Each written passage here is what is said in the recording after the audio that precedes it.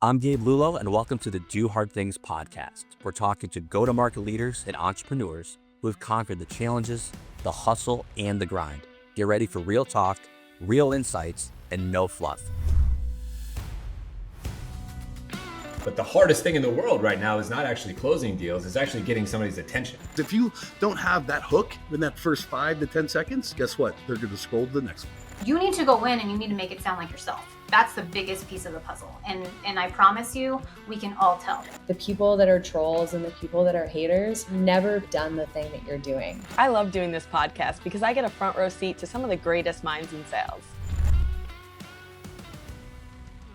Gone are the days of saying stay in your lane. When you're an executive leader and you're an enterprise-wide leader, there are no lanes. You've got to be partners. Curiosity is like when the type of questions you ask is sometimes the value that you bring. I need you to tell me when you're ready to buy or what you're ready to do. And I think it's changed so much into like adding more value. And if you're not doing that, then you're definitely going to come off as desperate. High pressure selling is like a dinosaur tactic at this point. No parent is like, oh, you should be a salesperson when you grow up, right? Everyone's like a doctor, lawyer, whatever crap. It's never salespeople. It's not your job to motivate people. It's your job to find motivated people. It's not cockiness. It's not arrogance. It's confidence knowing I know this and I know that I can help you. From where I started to where I am today is all because I learned how to sell. And there's too many people who have only been doing this for 5 freaking minutes. Sit down, close your mouth, actually go out there and get yourself beat up. Then come back and tell me if something is dead or not. That is exactly why I started this podcast, because right there, that's the epitome of doing hard things.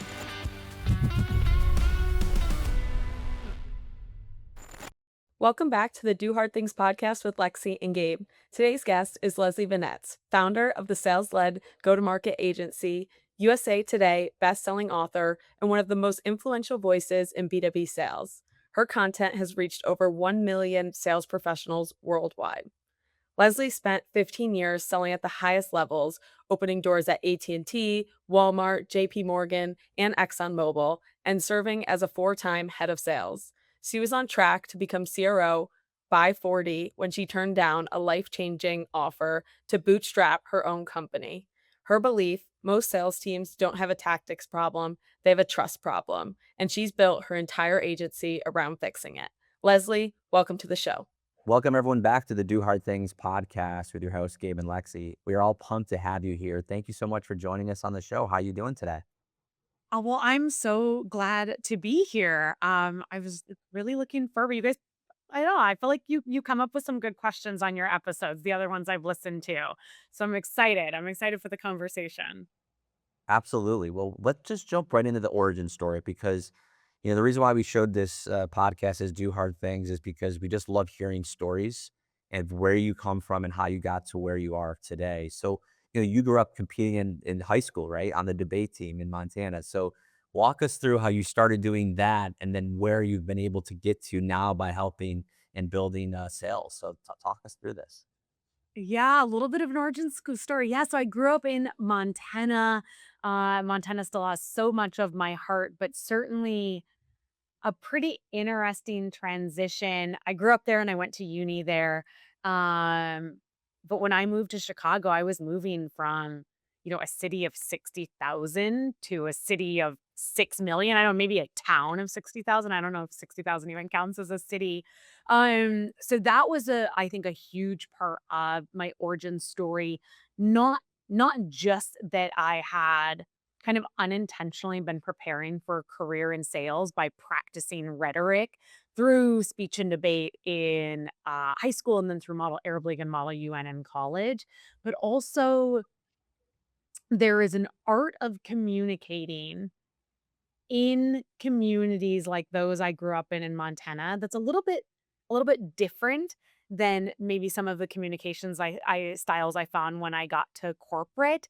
So being able to, I think, to meet different types of people where they're at based on how they communicate is also part of that origin story. That's awesome. And you said you were 6 months into your first corporate sales job when your manager was let go, and you kind of found yourself filling in that role, leading people who were older than you, more experienced than you. How did that really work out? What were those things that you had to really figure out in that position? Yeah, it was tough. And I'm not gonna lie, I got a lot of things wrong before I figured out how to do them properly. So, imagine this. 6 months earlier, I'd been living in Montana. Suddenly I'm in Chicago. I did not want a sales job. Like I very reluctantly took a sales job because I had moved without a job and, had bills to pay. Chicago's an expensive city. And so I'm 6 months into my first like post college job, my first proper sales job. My manager gets fired suddenly.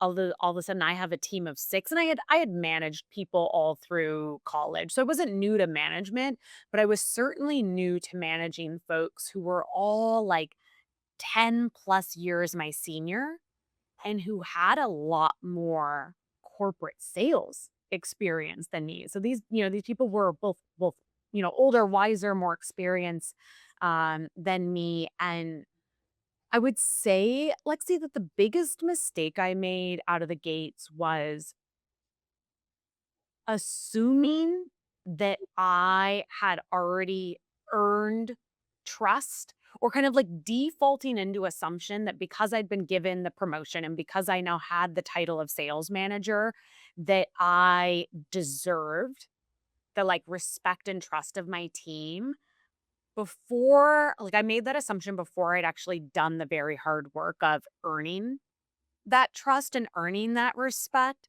And I remember one of the like cringiest things I've ever said about myself ever. When I was a brand new manager, I used to describe myself as an iron fist velvet glove manager. Barf. Barf. I know, but it was like the only thing that I'd seen modeled is that kind of real, like, I'm going to be direct. I'm going to tell them how it is, even if it hurts feelings sort of management style.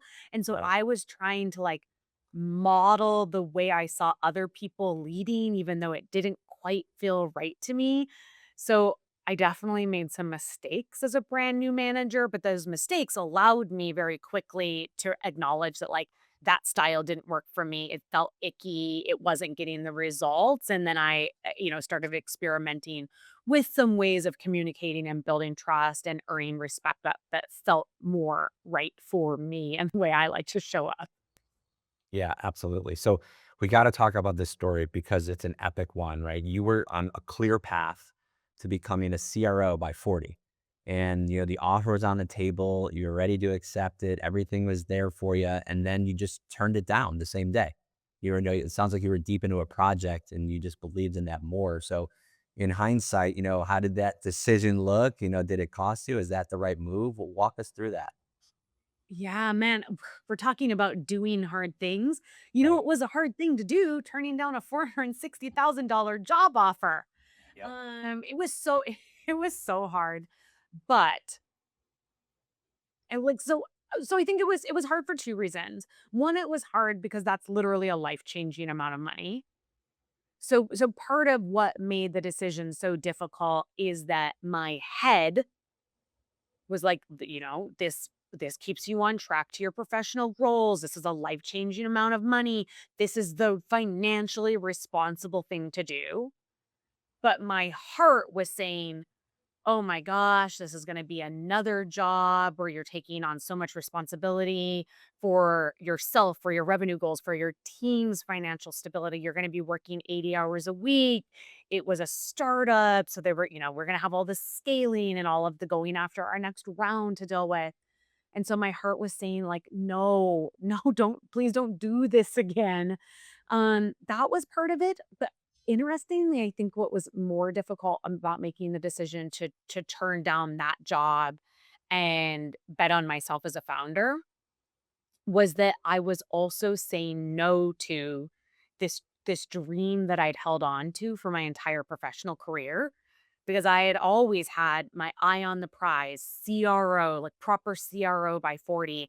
So I'd spent so many years and so much energy and so much of my like emotional mental bandwidth pathing towards this singular goal that I kind of had to grieve a little bit when I realized that I had maybe picked the wrong goal for myself and that it was no longer the goal that served me. So I walked away from, yes, this $460,000 offer, but I also had to walk away from this goal that I had spent my entire professional career working towards, and instead bet on a different way of life, bet on a 4-hour, 4-day work week, bet on freedom as my most important metric.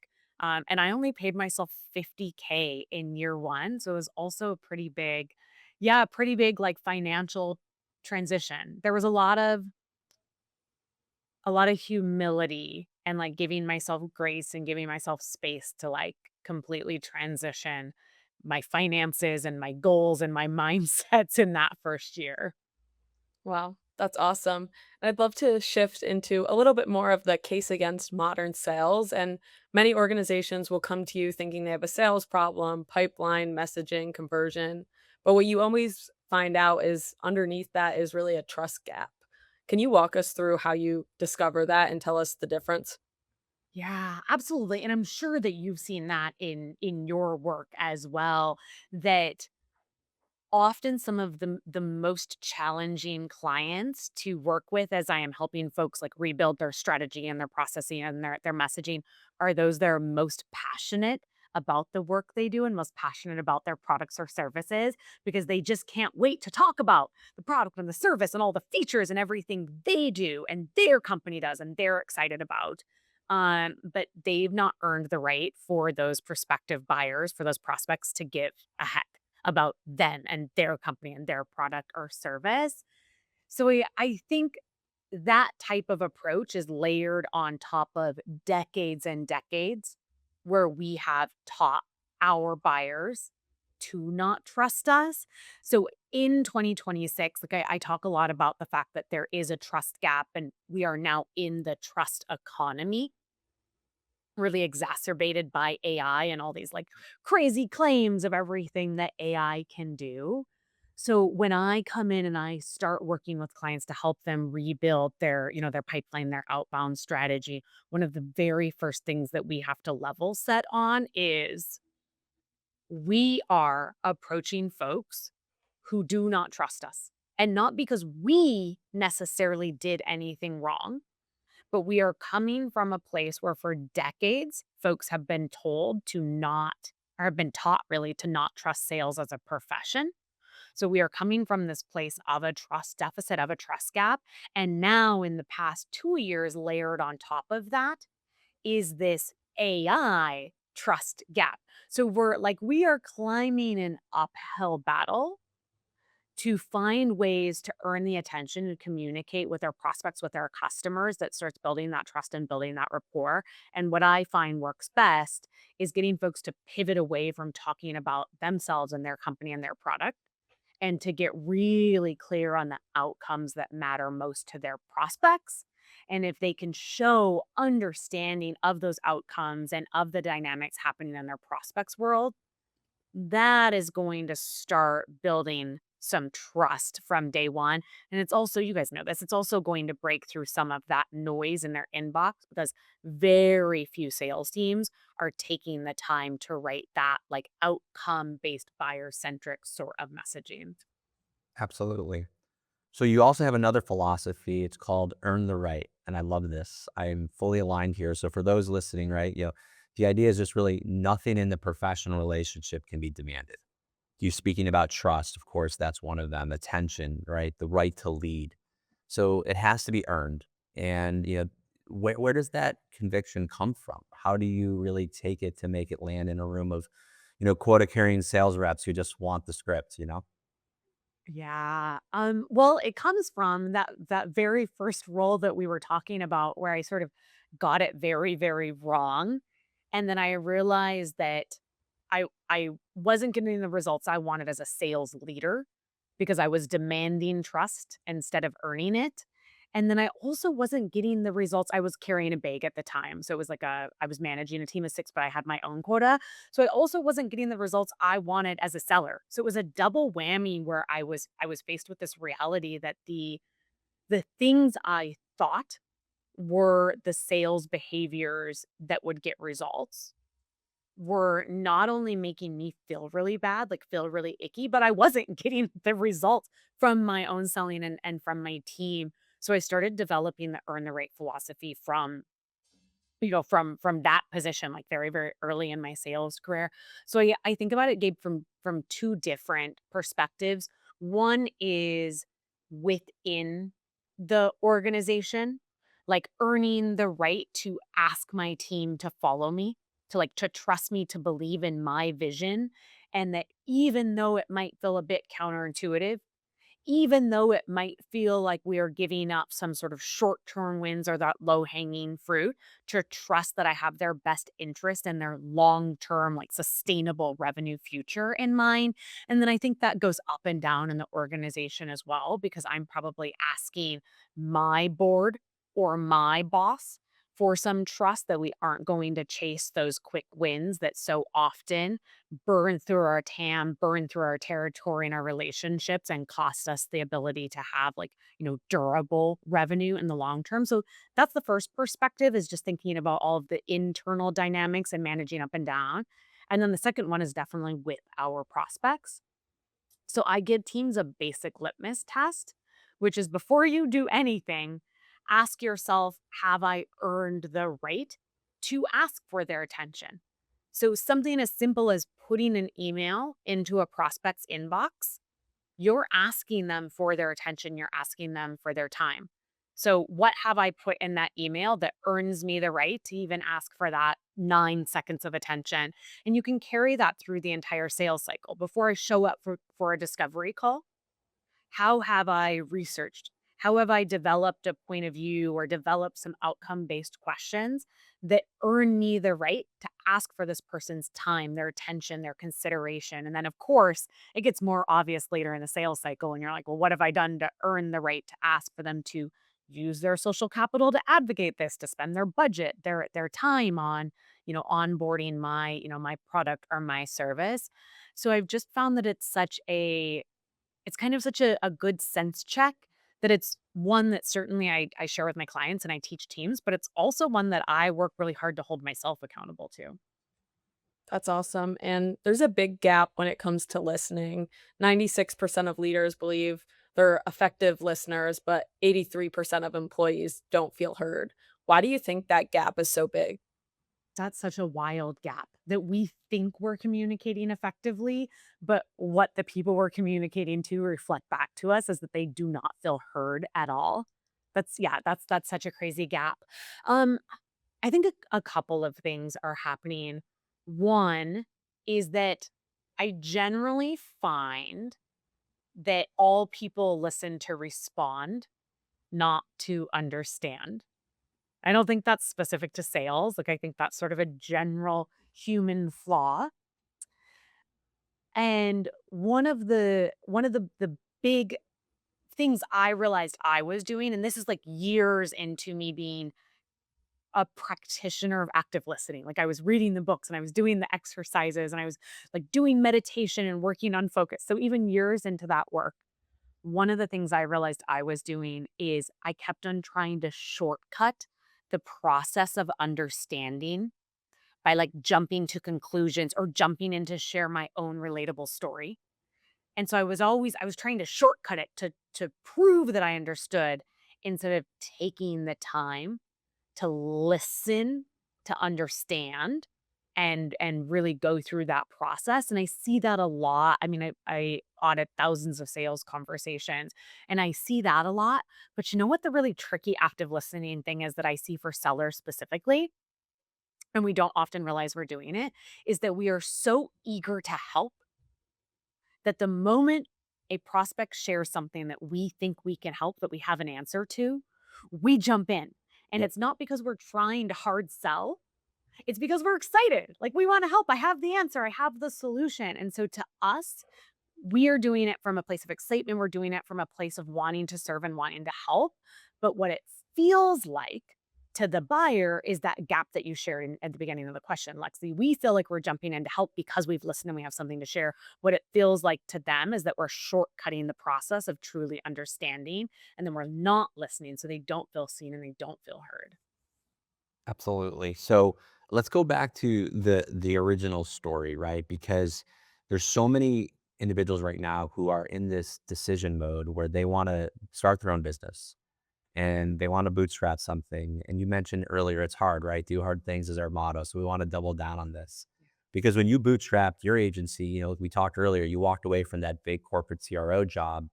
Walk us through that first year. Like what was it like? Was it hard and why was it hard? Yeah. Oh gosh. So many things were hard about it. But you know what's really interesting? None of the things that I thought would be hard about it were what was actually hard about bootstrapping my own Exactly. business in year one. I know it's so counterintuitive. So what I thought would be hard were the business pieces of it. Like I was worried that I would struggle with focus because I didn't have a boss. I was worried about revenue. I was worried about like productizing. None of those things were issues at all. Not even a little bit. What was hard was staying the course because the reason I left corporate was to have more freedom, to have the ability to live a more wholehearted life with more intention. And it was so hard in year one to not fall back into bad habits. And they were habits that really served me when I was in corporate. Like they were the habits that allowed me to be so successful as a sales leader and as a seller that was like a quota overachiever, a high performance team leader. But I didn't need those same things in my own business. So it was, I think what was hardest for me in year one, two things. One is staying the course that I knew I wanted to be a solopreneur and not scale, even though like everybody was in my ear chirping that I needed to scale and I needed to hire people and I needed to go to the moon. And the two was being really, really true then to the reason I started the business, which was freedom and like constantly questioning, is that a habit that served me in corporate that still serves me, or is it something that I maybe need to let go or repurpose? Or like there was a lot of mindset work in year one. Wow, that's awesome. And your clients include billion-dollar brands, fast-growing startups, everything in between. Do you think the problem is fundamentally the same at every stage, or do you think it looks completely different just depending on the size of your organization? This is going to be an unpopular answer because I think everybody wants to believe that their company and their product and service is so unique, but it is like 80% the same. It is mostly the same. So I'll tell you what's the same, and then I'll also tell you maybe what that 20% of nuance or difference is. What's the same is that if you are building strategy and processes correctly, they should be based on behavioral science and buyer psychology, right? Like there are some truths of the way we know people best receive our messages. And there are some truths that we know that are kind of like the foundations of sales that don't change. So I would say it's 80% the same if you're doing it right because you are basing it on those sales foundations of buyer psychology and you are also creating your strategy to mirror the deep research of behavioral science.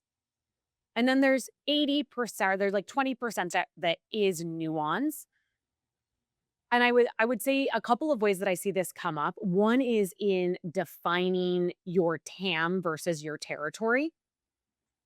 So when I am working earlier stage, which I don't actually work very early stage anymore, I do some like founder led advisory, but I've mostly left that behind. Not because I don't love it, but because I just can't have one more conversation about how you really need a CRM. But if somebody is working very early stage, one of the big nuances is that I think because they spend so much time talking about their TAM and talking to potential investors about all of the revenue they can close and all of the market they can access, when it comes to deciding who they should actually prioritize in their outreach, they get stuck into this mindset of like, I need to talk to everybody and I need to do it yesterday. And often these are founders that aren't professional sellers. So there's some nuance that gets missed in them understanding that to hit their, maybe year one revenue target of 2 million, they only need to have like 50 great conversations. So I think that they often have this mentality that they need to reach everybody. They need to do it yesterday. They send really bad generic messaging. So for them, the biggest pivot is clarity around what the math actually looks like to hit their goals, how they should prioritize those accounts that are most likely to say yes now.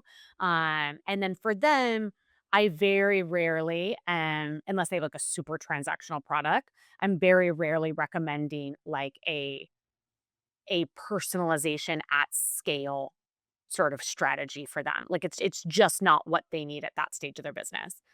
For the majority of my clients, which are like 50 million to 500 million, so quite a bit up from there, we are always talking about personalization at scale. But what I never mean when I say personalization at scale is like that super disingenuous hyper personalization. Like, hi, I saw you went to college. I also went to college. Anyways, like, here's my widget.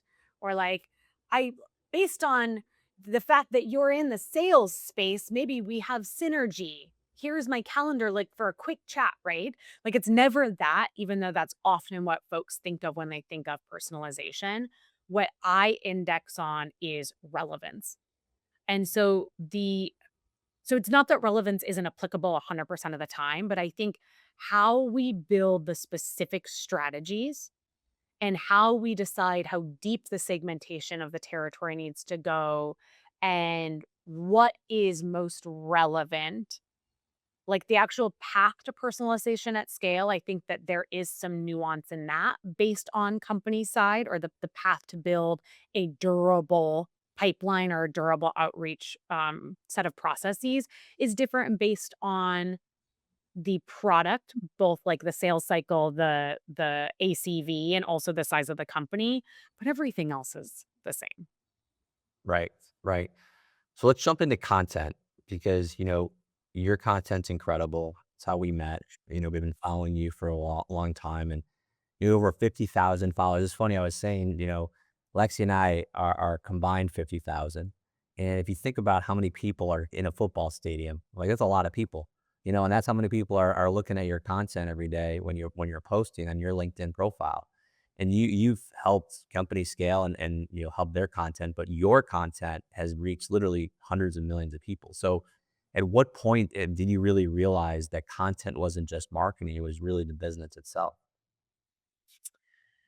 Ooh, at what point did I realize content wasn't just marketing, it is the business? Maybe the first time I got a brand deal, Okay. actually, because then like the content literally was the product. And it was a moment of realizing, oh my gosh, this thing I've been doing. First, I started creating when I still had a full-time corporate job. So I started doing it just as a way to share knowledge because I really, like in my heart of hearts, feel that sharing knowledge is just like that is my calling. And so first it was a way to share knowledge.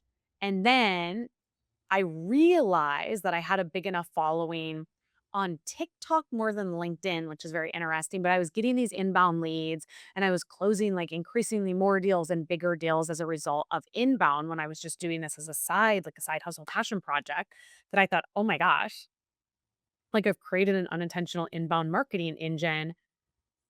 I think that that's strong enough to allow me to place this bet on myself and see if I like being a full-time founder. And then it was maybe another 18 months later that I closed my first brand deal. And then that was a moment of realizing, oh my gosh, like the content is the product. I'm literally in a position where I have built enough trust with my audience, I've created enough community with my audience that I have now earned the right to make these recommendations to, it's products predominantly, but like products that I use that I love. And I made $100,000 last year in the creator economy. I mean, not just from brand deals, from other stuff, from like, partnership referral fees and affiliate links and speaking on content, like creator economy stuff. But like, isn't that crazy? Yeah. That's incredible. That's yeah, content is such a game changer now, and it's crazy seeing all the different stories. I know one girl that I follow that lives in Tampa, she talks about just the creator economy there and how much you can grow from that, but really really cool stuff. And now I want to shift into the hard things. You've said grit for you means showing up every day with intention, doing the unglamorous work that compounds over time. What does it actually look like on the days when things aren't working, the pipeline feels slow, the deals aren't closing, the energy just isn't there? Yeah. Well, I mean, let's talk about it from a content perspective because one of the things, like now that I do have, over 50,000 followers on TikTok and on LinkedIn and a growing YouTube, my hair's not down or else I would flip it. Um, but people are like, they have that perception of overnight success. So they're like, what's your silver bullet? What's your trick? What's your hack? And I'm like, well, I would say my trick is posting almost daily for over 5 years on LinkedIn. And that's not what people want to hear, right? Everybody's looking for this like one really simple thing that they can do and then suddenly they'll be viral and they'll have all these followers. So for me, the grit has looked like continuing to show up and post. And I mean, there are still now today, even at 50,000 followers, where I'm like, cool, 11 likes. That took me an hour to write. Yay. Yay. So I think like a lot, when I think about content specifically, a lot of the grit is not getting bogged down in the numbers and in a single post not performing and staying aligned to what that bigger calling is, which is sharing knowledge. And like, yes, I get brand deals and yes, I get inbound leads and like, thank you so much. Those things are amazing. But like, I know the reason I'm creating content is because I am called like share that wisdom and share that knowledge in a way that is easily accessible to anybody.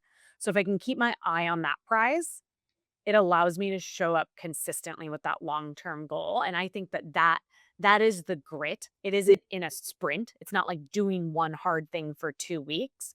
It is the showing up for months and years to track towards a bigger purpose or a bigger goal, even when there are times where you're like, "This doesn't feel like it's working. This doesn't feel like it's worth it." So, I would say that, and then, of course, like, there's stuff in the business. We all just did our taxes.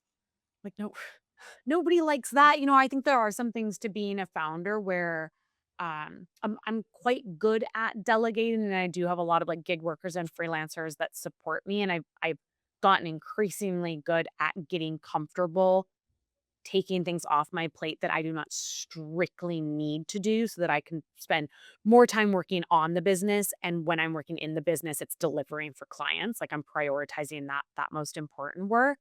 Um, but like, even some of that stuff, like it's not glamorous to do my bookkeeping. Like it's not glamorous to like edit a video, but those are the things that the business hinges on getting right is all the behind the scenes stuff.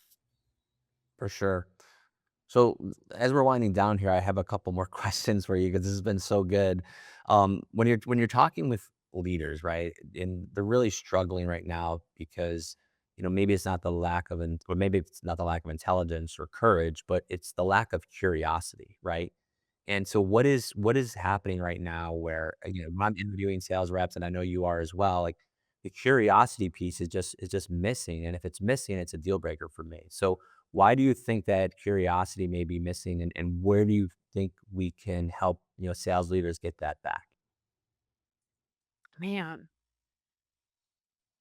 that's such a good question. And I take this deep inhale when you ask me about curiosity because I, like you, am such a naturally curious person. Like it is so innate to who I am as a human. I am a voracious reader. Like I love an input of information. Um, so it's such a foreign concept to me. It's so bizarre that other people just like don't care. So I think a couple of things. One is that I learned a long time ago that it is foolhardy to expect other people's brains to work the same way that my beautiful neurodivergent brain works. And so I try to build in specific strategies to activate curiosity in people. A perfect example is that if I'm doing a territory management strategy with a team, I will ask questions like, well, what do you care about? Is it cars? Is it sustainability? Is it like whatever? And then I'm like, okay, well, let's build your first list that's all automotive so that we can try to like spark some of that curiosity and that when they are onboarding or when they're getting a handle of like new processes or new skill sets, I'm tapping into the things they already love and might be more inclined to be curious about. So I I do try to give as much grace as possible to like realize that yeah, not everybody shows up to the table. But here's the other part of it, Gabe. And you see this with like quote unquote soft skills Right. all the time. That people are like, oh, I'm just not a great listener. I'm just not good at this. But if I told you you needed to have at least a 50% free throw percentage, or I told you you needed to learn how to code or how to ride a unicycle, I don't know, you would immediately know that the path to get there was practice. Right. But for whatever reason, when we talk about something like curiosity, folks are just like, "Oh, I have it or I don't." But curiosity is something that can build through practice. Yep. So I agree with you that like that is a big hiring criteria. For me, I'm looking for curiosity, I'm looking for passion, I'm looking like for a zest for knowledge, like any sort of zest for knowledge. And if that doesn't exist, I'm looking for somebody who is at least coachable and willing to acknowledge that curiosity can be built through intentional practice. Yeah, I'm so like dead set about this because I remember I was 21 years old interviewing for my first like sales gig, and I went through the first interview, I went to the second interview, and then I had to come meet the CEO of the company. And I walked in, and he literally said, "Hey, listen," this is what he said to me. He said, "Gabe, you are needing to be curious to be successful in this role. If you want to be a professional salesperson, you need to be amazing at asking great questions. So I'm not going to ask you one question in this session. You are going to ask me all the questions. And I'm going to interview you based on how you ask me questions, not based on how you answer mine. Go." And I'm like, oh my God. So I have done thousands of interviews over the years, all for sales professionals, and that's how I interview people. And everyone in our company knows that if you don't come to the interview with Gabe with a list of questions to ask them, you are not getting hired. Period. End of story. And it just proves that out. So, what's your take on that? Do you feel like that's the way to do it, or do you have a way of interviewing and sourcing and finding as sales reps or sales professionals yourself? Is it just like a little thing that you like to do? Well, I've never tried that. But I would be open to it. I mean, my general philosophy on interviews is that like I don't want to ever feel like I'm putting somebody on their back foot Sure. when they're interviewing. Um, so I could very much see myself embracing something like that, where like, hey, just so you know, this is actually going to be a reverse interview Right. because I so deeply believe like a core philosophy of my company is curiosity. So I want to see when you are charged with coming up with questions, like what type of question, because I even think the types of questions show the degree of curiosity because it's the difference between the people that show up to a sales call and they're like, so what keeps you up at night?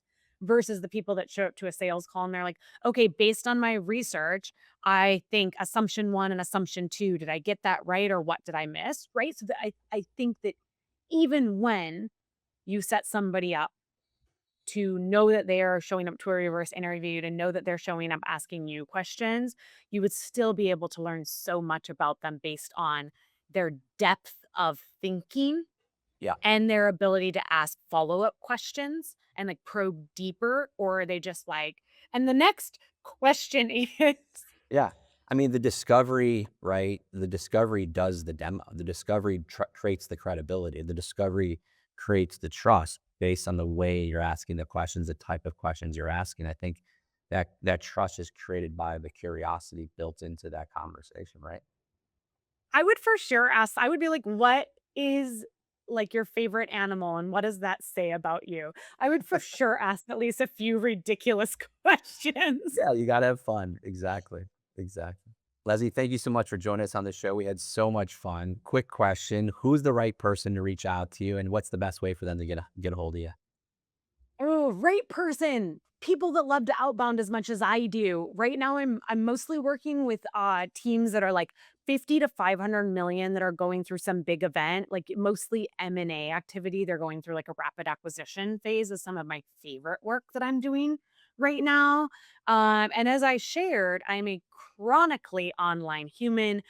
So LinkedIn is where you are most likely to find me posting every single day. Reach out to me there. And folks can also snag a copy of my book if they want. I did 9 months ago drop a top 50 USA Today bestseller called Profit Generating Pipeline. And that's just on my website, salesledgtm.com/book. So you can get it there or like literally any place you would buy books. You can find it. Awesome. Thank you so much, Leslie, for joining us on the show. We appreciate you. For all the listeners out there, keep doing the hard things, and Lexi and I will see you on the next one.